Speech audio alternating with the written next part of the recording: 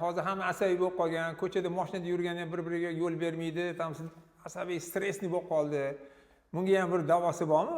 Tabiiy holda обязательно borib muzey suviga yuvib, kallani suvga tiqishmi? Yo boshqa yo'llari ham bormi? Shuni ham bir ayting deyishyapti. Bor bu ham bu narsani o'zingiz oson qilsangiz bo'ladi. O'zingiz mana o'tiribsiz, buningiz bilan o'zingiz 3 sekund oling nafas. 7 sekund ushlab turing. Ushlab turib, keyin sekin 8 sekund chiqaring. O'zingizni shuni ko'ring, Xudo xolasa bo'ladi. Bu bittasi Xudo xolasa. Endi men Tibetda yurganimda o'sha bobo ustozim ko'p narsani bekitmasdan o'rgatgan. Men ham shu xalqim foydalansin. Bu ham zo'r ishlayapti. Men bergan maqsad taqdim zo'r ishlayapti. Bu mana qarang. Mana shu yerda ikki yoq tomoningizda chuqurcha bor. Mana chuqurcha bor, shu chuqurchani 1 2 3 4 5 6 30 ta sekin massaj qilasiz. Juda ham spokойный. Даже qon bosimingiz ko'tarilganda mana chuqurcha bor mana shu ikkita.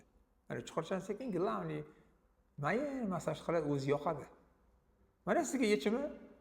Foydalaninglar. Unaqa ko'p har bir narsaga asabiy bo'lib ketavermanglar.